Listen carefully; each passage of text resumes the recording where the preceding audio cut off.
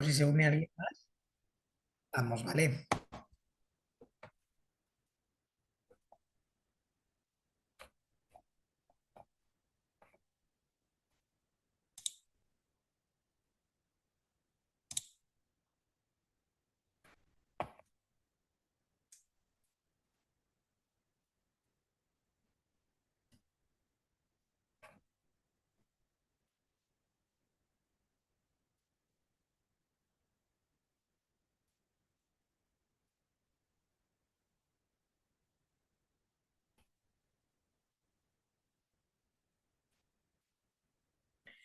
Perfecto, pues si queréis vamos ya comenzando. Bueno, soy Serafín Castellanos, soy uno de los facultativos de la Unidad de Tumores Cerebrales del Hospital Infantil Universitario Niño Jesús.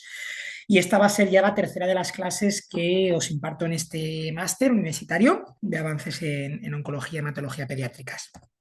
Entonces, bueno, si queréis para ir comenzando, los gliomas de alto grado constituyen en torno al 10-20% de los tumores primarios del sistema nervioso central en pediatría, siendo esta especialmente la principal causa de mortalidad secundaria a cáncer en población pediátrica, debido a su elevada mortalidad. Son tumores que se originan de las células de soporte gliales del SNC y tenemos que tener en cuenta que los gliomas de alto grado pediátricos presentan características moleculares que son diferentes a los gliomas de alto grado del adulto. Son tumores en general de mal pronóstico, cuya irresecabilidad, en ocasiones, dada su localización y su infiltración difusa, algunos parámetros que contribuyen al mal pronóstico. Bueno, en principio de este esquema, que siempre me gusta iniciar las clases con él, podemos ver cómo, de forma resumida, los principales tumores cerebrales pediátricos serían los gliomas, y dentro de los gliomas, en torno a un 10% de los mismos van a ser los gliomas de alto grado. Entonces, bueno, por otro lado, también me gusta siempre comentar este esquema de la clasificación por metilación de los tumores cerebrales, que ya sabéis que ha sido algo revolucionario en la correcta clasificación de los tumores cerebrales gracias a su patrón de metilación. Entonces, en esta clase, fundamentalmente, vamos a hablar de estos gliomas de alto grado, que se encuentran clasificados en los distintos subgrupos del glioblastoma clásico y de los gliomas IDH mutados, que son típicos del adulto y adolescentes mayores. Esta es la clasificación de la OMS, son un poquito los tumores que abarca el temario de esta clase. Los gliomas de alto grado difuso de tipo pediátricos, que son, por un lado, los gliomas difuso línea media con mutación H3K27, los gliomas hemisféricos difusos con mutación H3G34, los gliomas de alto grado pediátricos difusos que son wild type, que no tienen mutación ni de H3 ni de IDH, y los gliomas hemisféricos tipo infantil.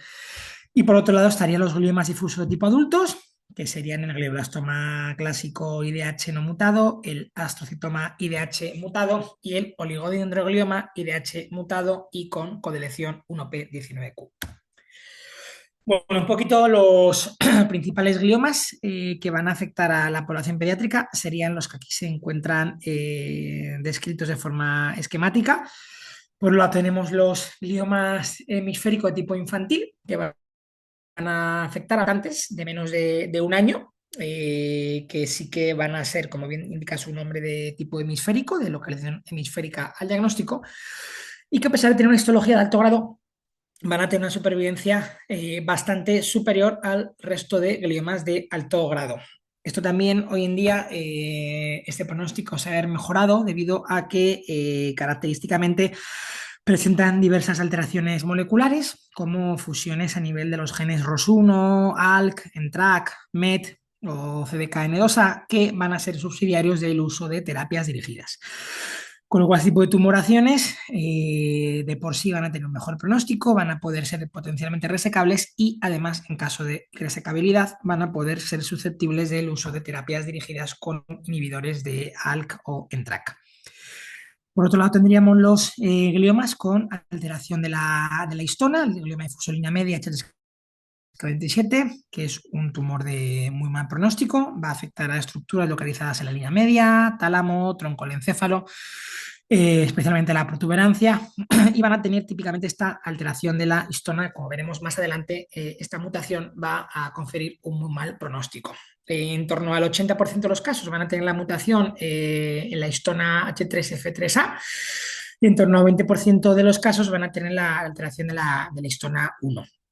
La supervivencia media de estos pacientes va a ser de en torno a un año desde el diagnóstico. Va a ser un tumor de muy mal pronóstico y prácticamente letal en el 100% de los casos, debido a que supervivencias más allá de los 3, 4 o 5 años es prácticamente inexistente en la literatura. Por otro lado, los pacientes con otra alteración de la histona, la H3G34, van a ser gliomas difusos hemisféricos, de afectación hemisférica cerebral, y que sí que es verdad que van a tener una sobrevida un poquito superior a los gliomas difusos de línea media, también porque son tumores potencialmente con mayor resecabilidad, y en sí mismo su pronóstico va a ser un poquito mejor, si bien también a 5 años van a tener una supervivencia prácticamente del 0%.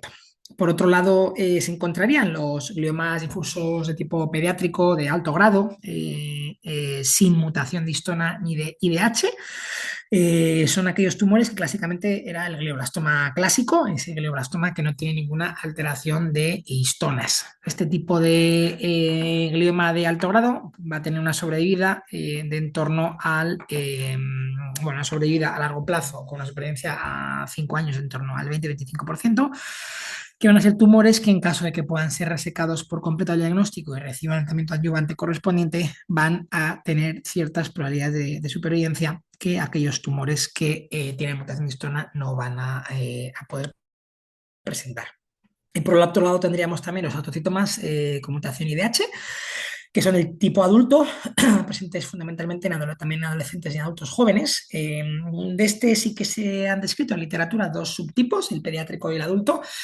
siendo el pediátrico un tumor de un pronóstico relativamente mejor, ya que su supervivencia media va a ser de en torno a 46 meses en el adulto y 37 meses en población pediátrica, si bien, como veis en esta gráfica, no se objetiva en muchos de los casos fallecimientos más allá de los 5 años, con lo cual, bueno, la supervivencia mediana realmente lo que indica es que en torno al 70% de los pacientes van a sobrevivir más de 5 años.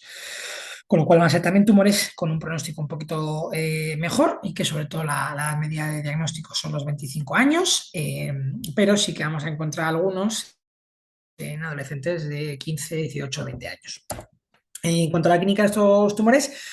va a ser la clínica de eupropia, la secundaria localización del tumor, cuadros con hipertensión intracraneal, cuadros con focalidad neurológica no aparición, van a ser frecuentes las crisis convulsivas en aquello de afectación subatentorial, clínica de compresión medular en la localización espinal, y clínica de ataxia, parálisis de pares craneales y afectación de vías largas en aquellos que afecten a la protuberancia, el DIPG. Respecto a la localización, tenemos que tener en cuenta que el DIPG clásico, que era aquel tumor intrínseco de protuberancia que afectaba fundamentalmente a niños de una mediana de edad de 7 años, va a tener una sobrevida inferior. Como hemos comentado antes, los tumores que afectan a la línea media van a tener una supervivencia global en torno a 11-12 meses. El tratamiento exclusivo va a ser la radioterapia, y siempre tenemos que favorecer la participación de los pacientes en ensayos clínicos, porque, como comentaremos a continuación, todavía existe mucho por intentar hacer para cambiar el pronóstico de estos pacientes debido a su pronóstico tan pobre, con lo cual la participación en ensayos clínicos va a ser la principal herramienta terapéutica que se puede ofrecer hoy en día a estos pacientes, tanto por ellos como también el futuro de los pacientes que están por llegar, y que siempre confiamos, ¿no?, en que se pueda poder cambiar un poquito el futuro y el pronóstico de estos pacientes de aquí a unos años.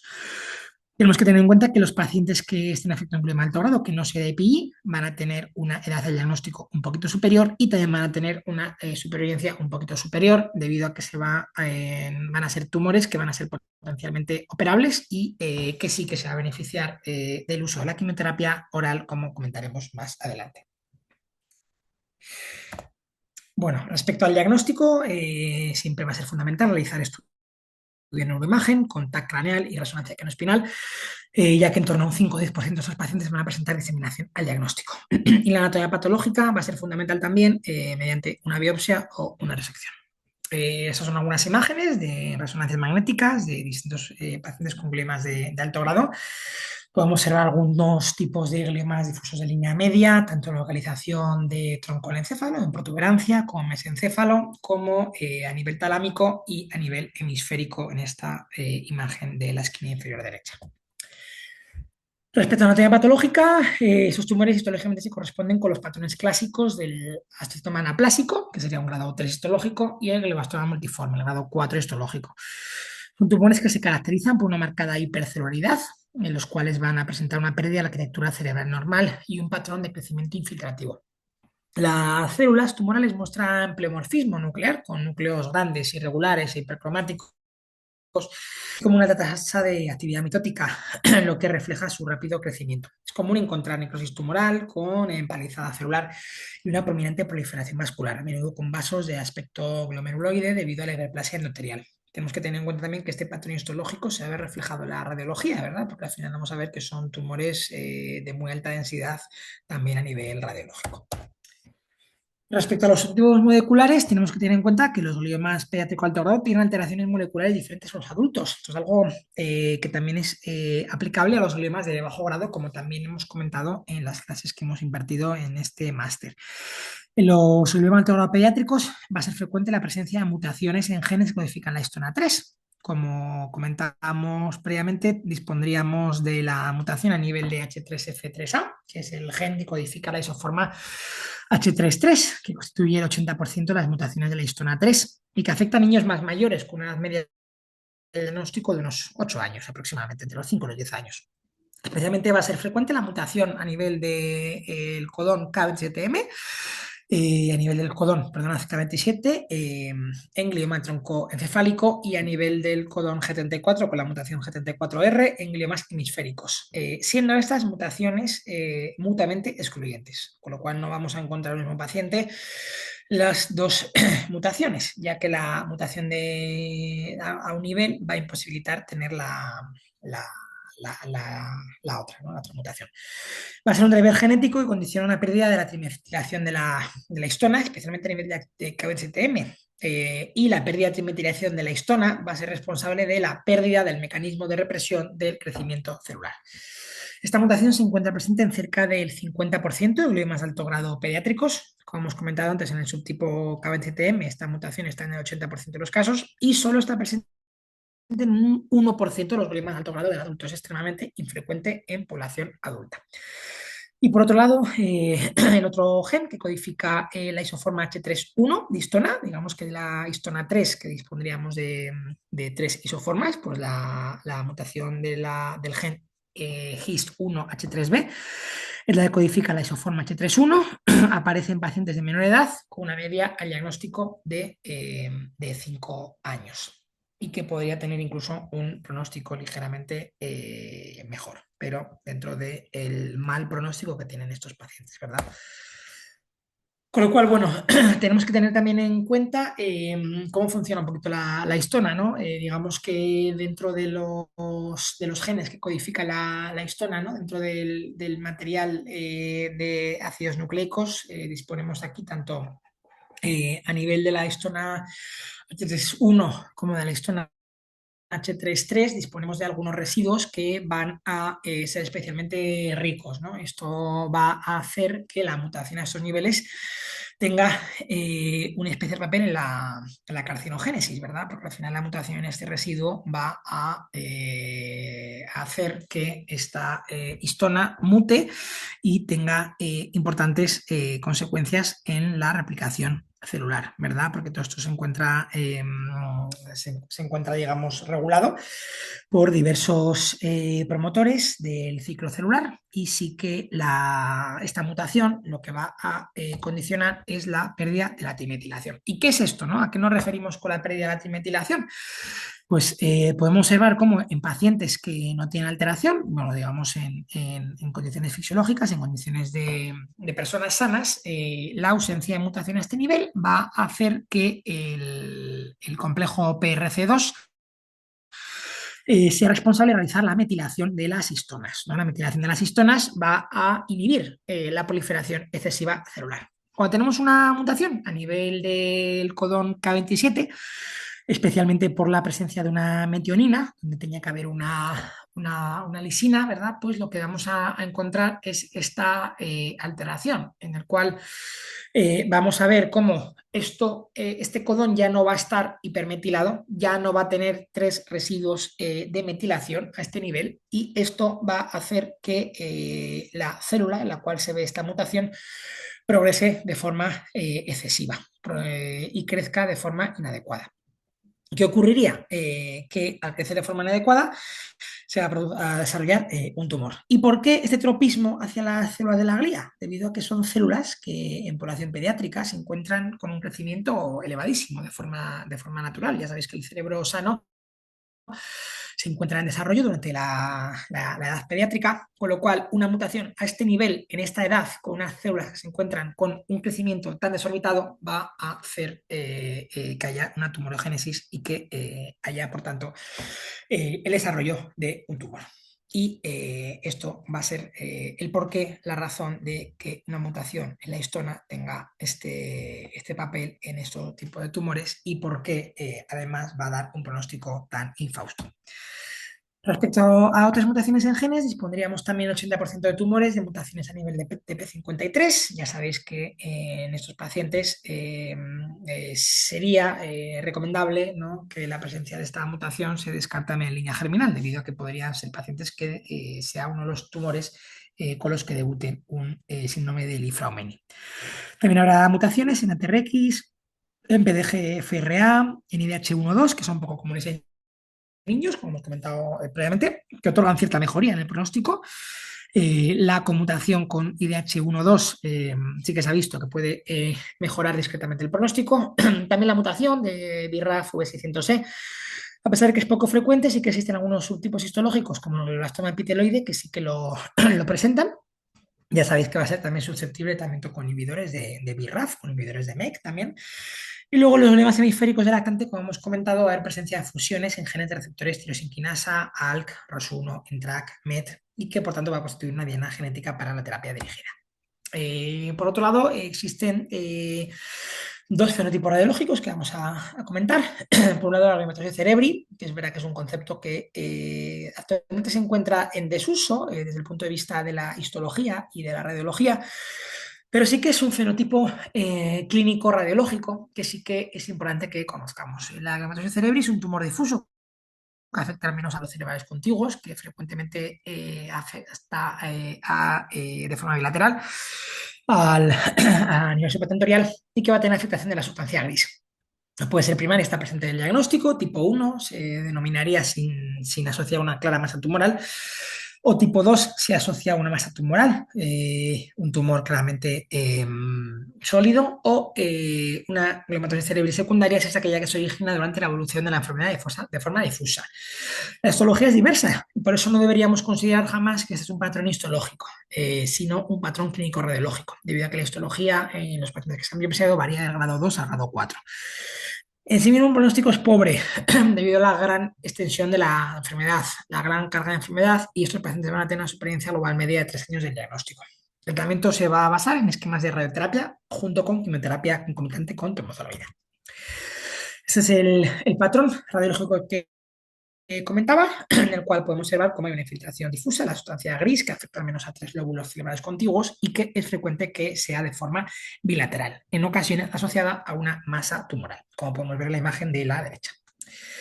El otro fenotipo clínico radiológico es importante también que conozcamos, debido a su importancia y prevalencia a nivel de la neuro-oncología pediátrica, es el glioma difuso intrínseco de protuberancia, conocido por sus siglas en inglés como DIPG. Este fenotipo clínico radiológico va a ser el resultante de una combinación de síntomas clínicos y signos radiológicos, en los cuales los síntomas característicamente se dice que tiene una duración corta, de en torno a 3-6 meses. Van a ser pacientes que van a debutar con signos cerebelosos como ataxia, dismetría, disartria, signos de afectación de vías largas como hipertonía, hiperreflexia, paresia, déficit motores y parálisis de nervios canales. Ya sea aisladas o múltiples, siendo muy frecuentes frecuente la afectación del sexto y séptimo par. Los hallazgos radiológicos van a ser también típicos, va a ser un tumor intrínseco que se localiza centralmente en la protuberancia, que involucra más del 50-66% del diámetro axial del puente, con hipointensidad en imágenes T1, hiperintensidad a nivel de imágenes potenciadas en T2. Va a ser un tumor difuso con márgenes tumorales indistintos y con un engullimiento de la arteria basilar, y es un tumor que no va a tener componentes quísticos o exofíticos. La presencia de un tumor exofítico, un tumor focal que no sea difuso o un tumor que desplace la arteria basilar va a ir en contra de un diagnóstico de DIPG. La correlación histológica más habitual, la presencia de angioma difuso, línea media,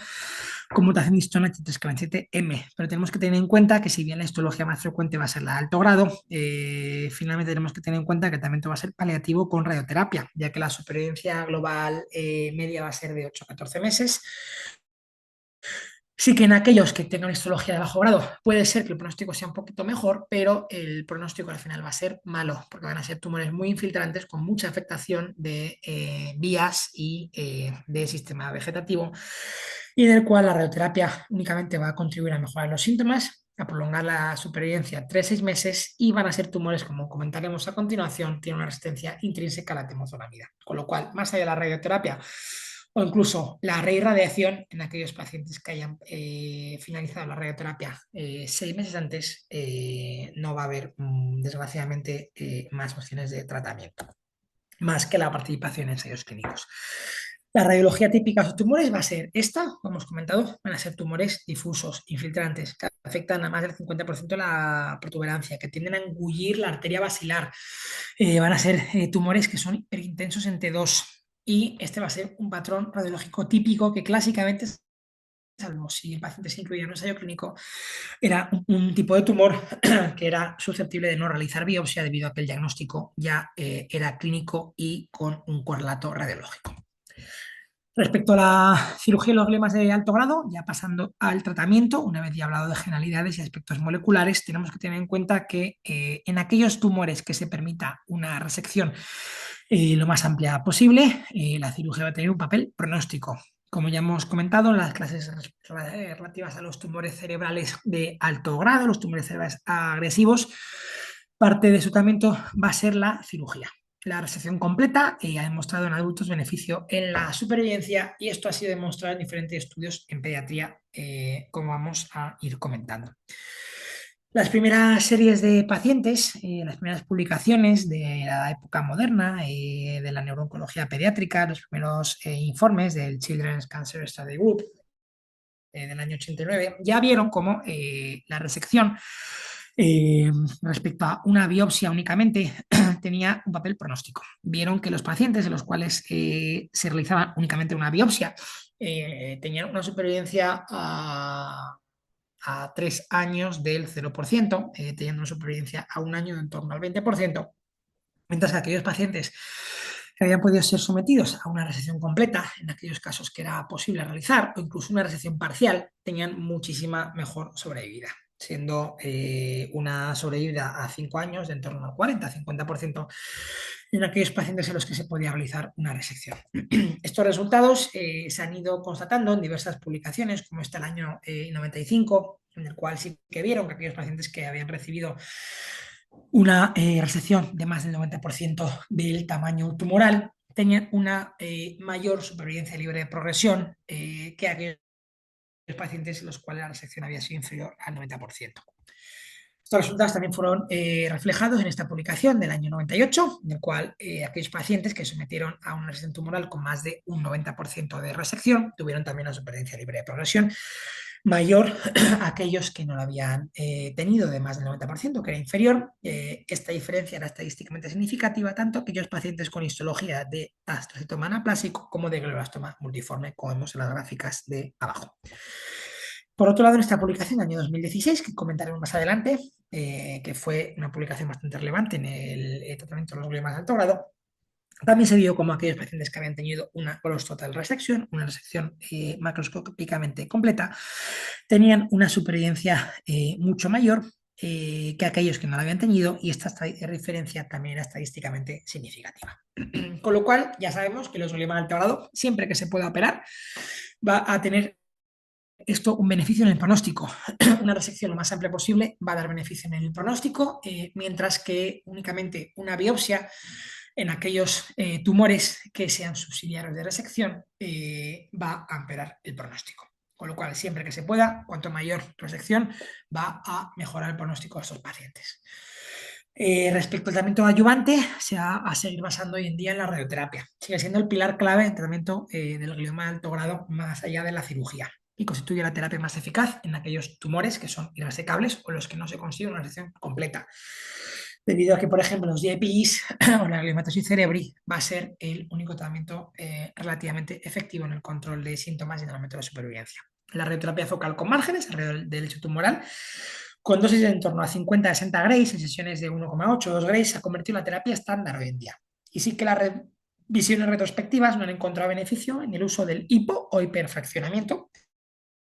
es decir, en el uso de más o menos fracciones de radioterapia, así como tampoco han encontrado beneficio en la radiación holocraneal profiláctica. Sí que respecto a la quimioterapia, los gliomas pediátricos suelen ser tumores que son hipermetilados, al contrario que los del adulto, que son hipermetilados, que son tumores que presentan sobreexpresión de MGMT y que se benefician del uso de agentes alquilantes y hipometilantes como la temozolomida. Los primeros estudios pediátricos, como comentaré a continuación, sobre el uso de quimioterapia,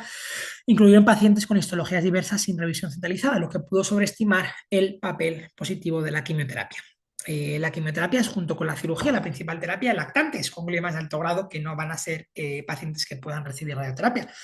Si bien hoy en día la presencia de fusiones génicas en gliomas hemisféricos puede hacer que se beneficien del uso de terapias dirigidas. Con lo cual, bueno,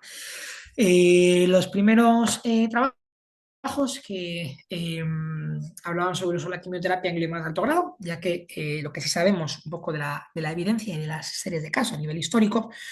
es que los pacientes que recibían radioterapia vivían más que los pacientes que no recibían radioterapia. Con lo cual, sí que vieron, en muchas ocasiones, a pesar de vivir más, no se conseguía en muchos de los casos una curación. Con lo cual, se planteó añadir a la radioterapia la quimioterapia. Con lo cual, ya en esta publicación del año 89, comentábamos previamente, se comparó pacientes que recibían de forma aleatorizada únicamente radioterapia con pacientes que recibían, además de radioterapia, quimioterapia. En esta publicación, uno de los puntos en contra que se ha visto con el tiempo es que en esta publicación no se realizó de forma inicial en la inclusión de los pacientes. En el ensayo no se realizó una revisión histológica de los casos, con lo cual de forma retrospectiva se revisaron estas muestras tumorales y se vieron que muchos de los pacientes incluidos eran pacientes, perdonad, que tenían tumores de bajo grado. Con lo cual se pudo sobreestimar un poquito el papel de la quimioterapia de forma concomitante en el tratamiento de los gliomas de alto grado, ya que el esquema de quimioterapia que se empleó fue un esquema que hoy en día no se usa de primera línea, fue el esquema PVC, que consistía en dar 8 ciclos cada 6 semanas de vincristina, lomustina y prednisona. Este tratamiento sí que demostró que añadido de forma adyuvante a la radioterapia mejora el pronóstico de esos pacientes. Si bien con lo que hemos comentado del hecho de que en las histologías tumorales no se revisaron y viendo que a nivel retrospectivo muchos de los pacientes eran gliomas de bajo grado, hoy en día podemos saber que la vincristina es un agente quimioterápico de demostrada eficacia en los gliomas de bajo grado, así como la lomustina y la prednisona puede tener un efecto antiedema en estos pacientes, con lo cual el uso de este régimen y estos resultados pueden estar sobreestimando el efecto de la quimioterapia. Con lo cual, debido a este trabajo del año 89, ha sido el causante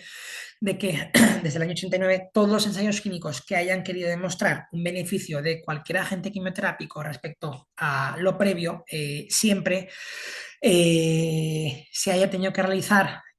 respecto a un estándar de quimioterapia y nunca frente a placebo, debido a que con este trabajo ya se vio que añadir quimioterapia a radioterapia tenía un efecto pronóstico positivo, si bien, como hemos comentado, no todos los pacientes eran gliomas de alto grado. Con lo cual, hoy en día esto se podría considerar un poquito en entredicho y ha dificultado el tratamiento hoy en día de ensayos clínicos que comparen con placebo tras la radioterapia. Con lo cual, esos este estudio del año 89 se vio seguido en el año 95 del estudio del grupo CCG 945, que randomizó recibir este régimen previo de quimioterapia tras la radioterapia, el régimen PCV,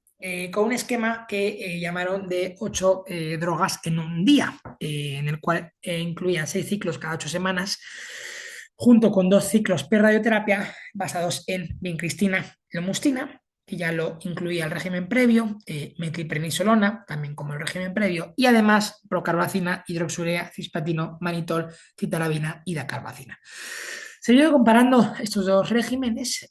se vio que el pronóstico era el mismo, con lo cual se vio que la supervivencia libre de progresión no mejoraba de un régimen al otro, con lo cual este régimen de 8 drogas en un día dejó de emplearse debido a que tenía mayor toxicidad. Y bien, todo el tratamiento de quimioterapia en los gliomas de alto grado estuvo detenido hasta esta publicación histórica del año 2005, publicada por George Roger Stubb en el New England Journal of Medicine, en el cual demostró que añadir quimioterapia oral, en concreto la temozolomida, a la radioterapia, mejoraba el pronóstico de esos pacientes. Y no únicamente mejoraba la supervivencia libre de progresión, como hemos visto con los estudios previos del régimen PCV, sino que mejoraba la supervivencia global de estos pacientes de forma estadísticamente significativa. Y que además esta diferencia era de un P menor de 0,01, 0,001, perdona, y que además se vio que el hazard ratio era de 0,63. Con lo cual, a partir de esta publicación histórica del New England Journal of Medicine de Roger Stubb, se empezó a usar la temozolomida de forma adyuvante con la radioterapia durante la terapia y posteriormente de mantenimiento. Con lo cual, hoy en día, este es el tratamiento estándar del tratamiento del glioblastoma del adulto. La radioterapia junto con la temozolomida, debido a esos tan buenos resultados que se publicaron en ese trabajo con una serie de pacientes cercana a los 600. El uso de la temozolomida, un poquito viendo los tan buenos resultados que se había tenido en población adulta, también se usó de forma no aleatorizada en ese trabajo del año 2006, en el cual los oncólogos de St. Jude administraron la temozolomida de forma concomitante con la radioterapia y si bien no lo randomizaron, sino que lo compararon con controles históricos, vieron que añadir la temozolomida no mejoraba la supervivencia global ni la supervivencia libre de progresión. Con lo cual estos resultados fueron bastante poco esperanzadores en población pediátrica, ya que el uso de la temozolomida en adultos había sido revolucionaria, pero en población pediátrica estos resultados no fueron similares. Todo esto se usó también en un ensayo clínico en el grupo ACNS 0126 y los resultados fueron un poquito similares. Se vieron que añadir la temozolomida y comparando con controles históricos no mejoraba el pronóstico. Como podemos ver en esta curva, no mejoraba la supervivencia libre de progresión. Eh, sí que tratamiento del glioblastoma de alto grado cambió a partir del 2016, en el cual en ese trabajo de Regina Yakaki, en el estudio ACNS 0423, se vio que añadir temozolomida a la radioterapia, seguido de 6 ciclos de quimioterapia oral con temozolomida y lomustina, sí que mejoraba la supervivencia libre de progresión. En un estudio en el cual se incluyeron cerca de 200 pacientes, se vio que la supervivencia y libre progresión era mayor respecto a los pacientes del estudio previo, con lo cual sí que se vio que añadir la lomustina a la temozolomida sí que de alguna forma podía inhibir la resistencia intrínseca que tenían los pacientes pediátricos por tener tumores no hipermetilados y que esto sí que en su caso podía mejorar el pronóstico teniendo en cuenta que mejoraba fundamentalmente la supervivencia libre de progresión tanto en pacientes con histología de glioblastoma multiforme como de astotoma anaplásico. Y como podemos observar en estas gráficas, eso también era resultados favorables tanto en aquellos pacientes que no habían tenido una resección completa del tumor, y también se vio que en aquellos pacientes que tenían sobreexpresión de MGMT, en aquellos tumores hipermetilados, en estos pacientes sí que la supervivencia libre de progresión mejoraba muchísimo más añadiendo la temozolomida a la mustina respecto a los pacientes de controles históricos. Con lo cual sí que se vio que tanto en pacientes con cirugías incompletas como en pacientes, sobre todo, que estuvieran hipermetilados, se podían beneficiar del uso de la quimioterapia oral con temozolomida y lomustina, siendo este hoy en día el standard of care en gliomas de alto grado pediátricos. Si bien tenemos que destacar que el subgrupo de pacientes con VIPG ya se vio en los primeros estudios que en los años 90 se vio que añadir a la radioterapia dos regímenes de quimioterapia pre-radioterapia no mejoraba el pronóstico, tanto en el régimen A con 3 ciclos de carboplatino, topoxio y vincristina, como en el régimen B con 3 ciclos de cisplatino, topoxio, ciclofamida y vincristina, en el cual ese estudio se seguían de radioterapia hiperfraccionada con una dosis de 72 grays, dividida en 72 fracciones de un gray, 3 veces al día. Se vio que ningún régimen quimioterápico mejoraba el pronóstico, con lo cual se vio que el IEPG era resistente a la quimioterapia estándar intravenosa. Y este trabajo del año 2011, comparando con el estudio que acabamos de comentar, vio que añadir la temozolomida a los pacientes de EPI no diagnóstico no mejoraba la supervivencia libre de progresión. De hecho, este trabajo con 63 pacientes vio que incluso podía empeorar el pronóstico a 2 años. Y respecto a esto, como hemos visto, el YPG se considera un tumor, por tanto, quimioresistente, si bien tenemos que tener en cuenta que en los últimos años, a raíz de esta publicación del año 2019, en el cual que se vieron algunas supervivencias un poquito mayores con el uso del ONDO01, que es un antagonista selectivo del receptor DRD2, que interviene en el metabolismo de la histona, sí que se vio alguna sobrevida un poquito superior a lo descrito previamente. Si bien el Hondo 01 hoy en día se siguen haciendo diversos estudios, como este que tenemos publicado en 2023, en el cual sí que se ve que la supervivencia global es de en torno a 9,3 meses en aquellos pacientes que recibieron Hondo 01 en la recaída de un glioma difuso de línea media. Con lo cual, este es un agente que hoy en día se está usando mucho en ensayos clínicos. De hecho, disponemos de varios ensayos clínicos hoy en día que permiten el acceso a este fármaco, así como un acceso expandido que proporciona en casos condicionados la compañía que fabrica este fármaco. Y por otro lado, ya para finalizar, vamos a hablar de un tipo de glioma de alto grado que también, al igual que los gliomas hemisféricos infantiles, se consideran tumores de alto grado de mejor pronóstico, que son aquellos gliomas hipermutados. Son en torno al 6% de todos los gliomas de alto grado pediátricos, son aquellos tumores que van a tener una alta carga mutacional, un alto índice TMB, que se dice en inglés por las siglas de Tumor Mutational Burden, y que va a estar elevado. Esos pacientes son aquellos que tienen más de 10 mutaciones por megabase, o que afectan a los genes POLE o POLD1, que esos serían los tumores ultra hipermutados, que van a tener una carga mutacional de más de 100 mutaciones por megabase. Estos tumores, al tener tantas mutaciones, se consideran que son tumores que han escapado del sistema inmune, con lo cual son tumores que se encuentran fundamentalmente en aquellos pacientes bien con síndrome de Lynch, sobre todo en población adulta, o fundamentalmente en población pediátrica en el síndrome CMMRD, que es la deficiencia constitucional del sistema reparador de la replicación de los microsatélites. Estos pacientes van a tener típicamente tumores de mayoría central en el 50% de los casos, tumores gastrointestinales en torno a un 20% de los casos, también pueden tener neoplasias hematológicas como el linfoma linfoblástico T o alteraciones dermatológicas, tumores genitourinarios y otros tumores típicos del adulto como cáncer de mama, retinoblastoma, neuroblastoma, osteoconoma o sarcomas. Estos tumores, su tratamiento va a ser un poquito diferente, ya que se van a basar en el empleo de una cirugía, una radioterapia, una quimioterapia, pero evitando la temozolomida. Nos basaríamos en el uso de la lomustina y sí que se irían, sobre todo como pilar clave de tratamiento de estos gliomas, se beneficiarían del uso de la inmunoterapia, de inhibidores de punto de control, que las publicaciones más recientes de los últimos 5 años demuestran respuestas completas con el uso de inmunoterapia como el nivolumab. Y ya un poquito para finalizar, tenemos que tener en cuenta que los gliomas de alto grado tenemos que, sobre todo hoy en día, intentar incluir a esos pacientes en ensayos clínicos ya que la baja supervivencia global de estos pacientes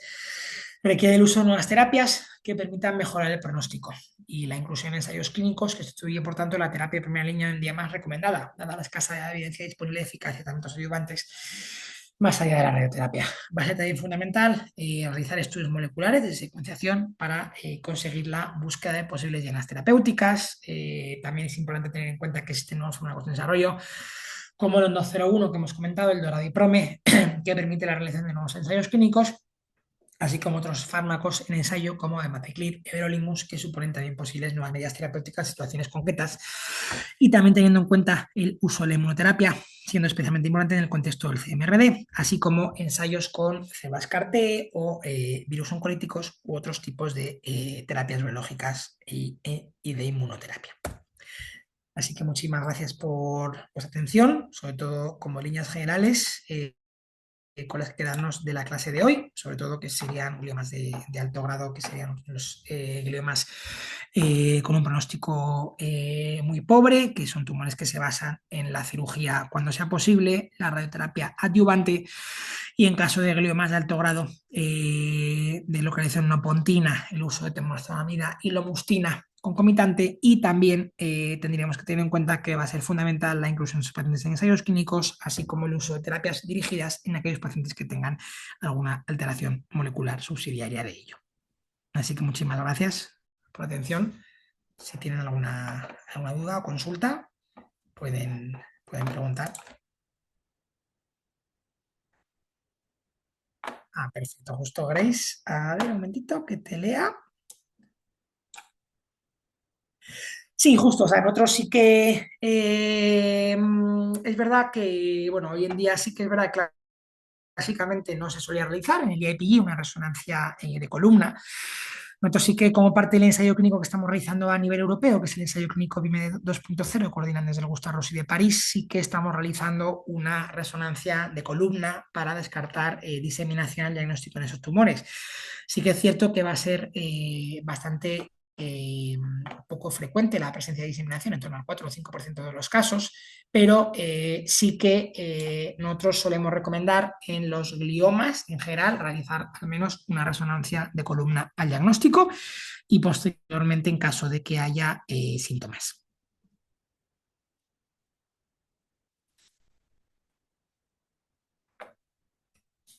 Muchas gracias también a vosotras por vuestra atención. Si tenéis alguna duda más o consulta.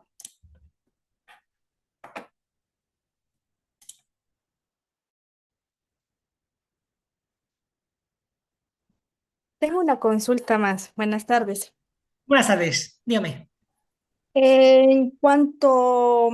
al ONC, al 201, para Sí. ingresar dentro de este ensayo se necesita una biopsia previa.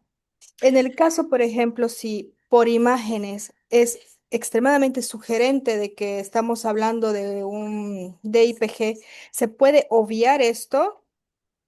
Efectivamente, justo. Muy buena pregunta. Efectivamente, hoy en día disponemos de acceso a este fármaco por varios medios. Uno de los medios es la participación en un ensayo clínico en aquellos centros en los que se tenga abierto este ensayo. Y el otro es el acceso expandido con la compañía farmacéutica. La compañía, es cierto que en aquellos pacientes que sea un diagnóstico típico de EPG y en los cuales no se haya podido incluir al paciente en un ensayo clínico,